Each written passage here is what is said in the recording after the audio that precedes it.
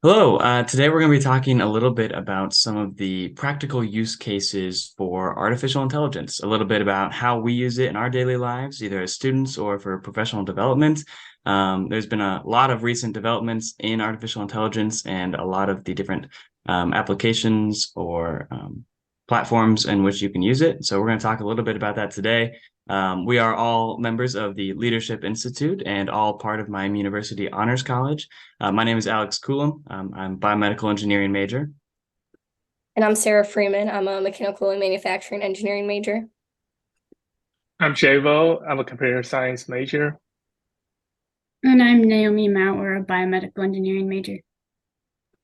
All right, great. So then, Sarah, I believe you've got our first question. Yeah, so I think Naomi's going to comment on this, but how might generative AI enhance professional learning in the corporate environment? Yeah, so I think AI can help enhance learning both with just like self and personalized learning, as well as in company training. For self learning, AI can generate personalized learning plans for people who want to learn a skill in a set amount of time. And it can use like data that it can learn about the individual and their learning patterns and preferences, and it can generate customized learning materials and recommendations for that individual. And it can also help keep professionals up to date on the newest like innovations and discoveries in their field, which can just kind of help them in their own work and perhaps get some innovation for themselves. And then for training purposes, it can help get rid of the language barrier for multicultural companies, and it can help generate on-screen translations during live training sessions. And then I think it could also help trainers give feedback out to employees like a lot faster than what is currently being used. And it can also help employees get a better understanding with the quick feedback and just kind of help speed along the training process for new employees or just new trainings within a company. And then it can also help companies identify any learning or skill gaps. AI can help kind of see where those are and also can help the companies to close those gaps. And then lastly, I think it could help companies employees by encouraging them to ask questions. They can ask AI questions that they might be too hesitant to ask another person, and then they can use their immediate AI generated answer to either just go on about their day or ask someone in the company a follow-up question based off of what they learned from AI's answer. So that's kind of what I think AI can do in a professional setting to enhance learning. But then what do you guys think about how it can help students and enhance their learning? Yeah, so I believe that generative AI is an excellent approach for students to looking to learn any new skills. So there's a lot of ways that you can use generative AI to learn new skills. Like you can ask it to for a study plan, either like 1 week of study plan or 3 months. Of that, it can generate you a very detailed study plan that you can follow. And then you can ask it up questions for simple explanation. Like I often do like explain line 5 for hard concepts like recursion and all of that. And besides that, you can also use generative AI to ask for quizzes, exercises. And what I also do a lot is project ideas to learn new skills, because AI really generates some really cool and interesting project ideas that I can follow through. And with that said, I also think that generative AI makes our learning easier and overall enhance our learning. For me personally, AI helps me gather information quicker so that I don't have to do a lot of research. So that helps me to take on a more higher learning curve subjects.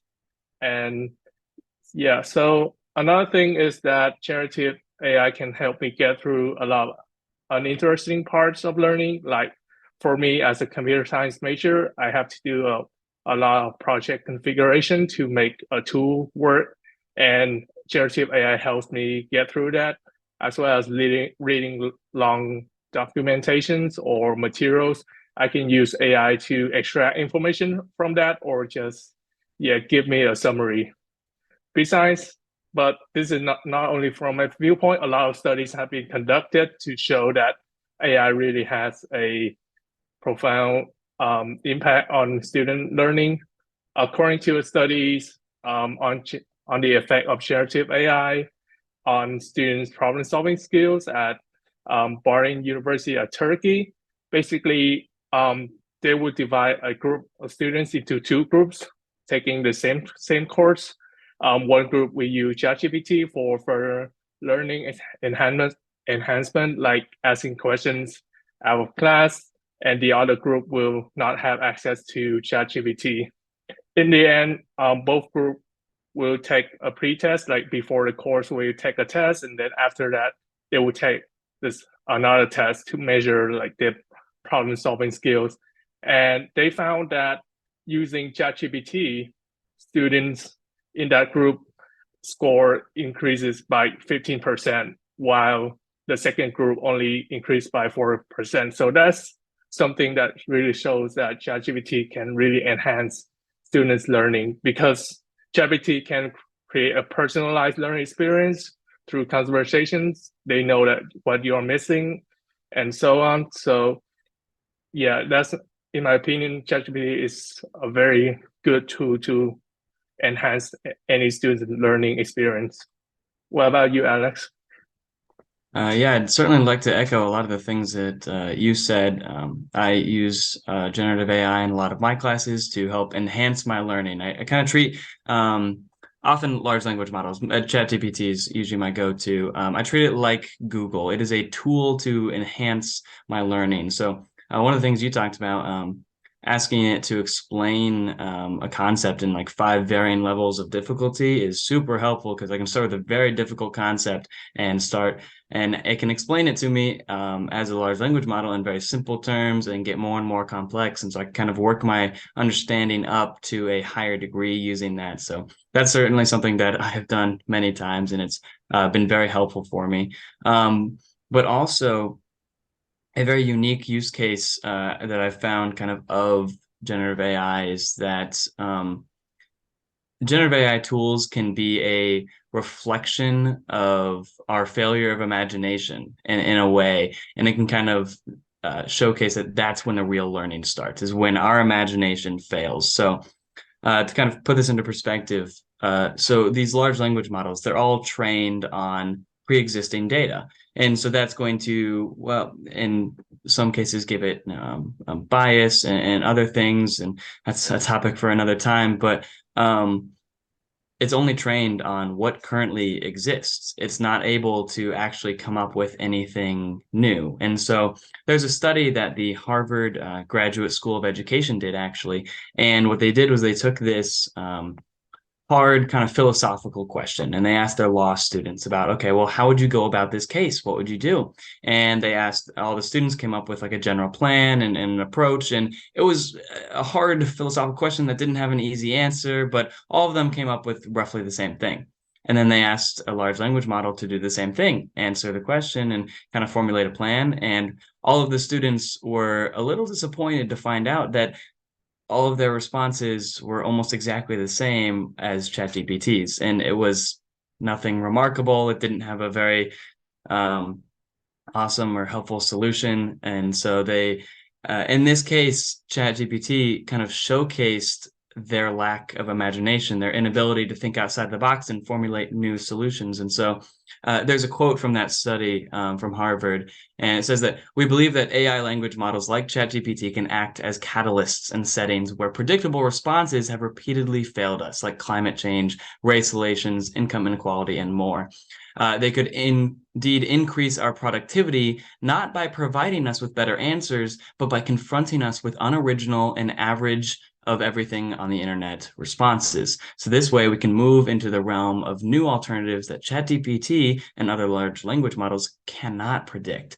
So in a way, ChatGPT can act as unintentional satire, showing us how insufficient and bland our solutions can be. So in a way, it enhances your learning by showing you maybe what's already out there, by showing you the average, so you can start to think outside the box. And so that's a way that I've been using it recently, is to help with my creativity, is to see what's already out there and start to branch away from it and get outside of that. So certainly a different perspective and a unique take on it, but one that I think is pretty valuable. But yeah, great thoughts, Jay, as well. And then, so Sarah, I know you've looked into this a little bit, but so there's a lot of mixed emotions about generative AI being used, and especially among instructors in the classroom, and either students using it or teachers using it. So what are some ways that generative AI could be used in the classroom, either by instructors or students? Yeah, so I'll speak on that a little bit. Before I dive in, thank you, Alex. That was a very interesting story from Harvard. And I think as a mechanical engineer, I'm really excited to see how generative AI kind of facilitates design work as we get, maybe the bad ideas out of the way quicker. But for classrooms, we talked a little bit already about identifying knowledge gaps really quickly. So generative AI offers really quick feedback. So this can help both instructors and students identify knowledge gaps quicker. So if students have homework or essays or something like that, that they want to just introduce to a large language model and kind of figure out, where their misconceptions are with the content, that can be done a lot quicker and on a more individualized basis. So that's going to save some instructor time. And then in addition to identifying knowledge gaps, it can personalize learning based on learning style. So instructors have limited resources, limited time, and how they can present the content. But if you can utilize generative AI, you can approach the same content from different learning styles. So some might be visual learners, others like audio, some are more hands-on. So if the instructor kind of guides the content of the instruction, but then generative AI can be used to cater it to the way the student best learns it, that's another possible use. But like you said, Alex, there's kind of a lot to be done in terms of finding which tools are best from like security standpoints, efficiency standpoints.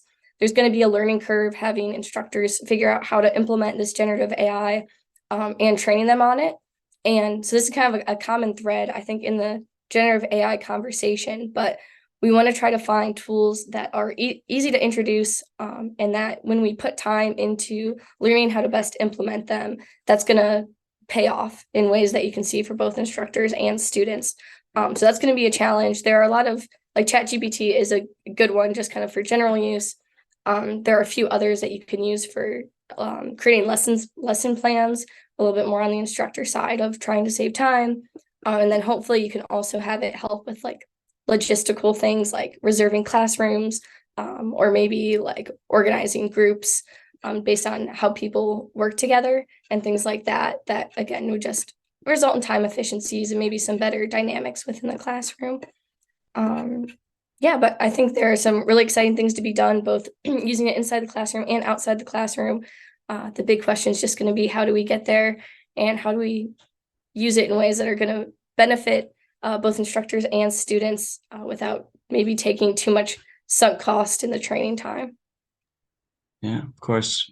Some wonderful insights. Thank you. Yeah, so great comments from everyone.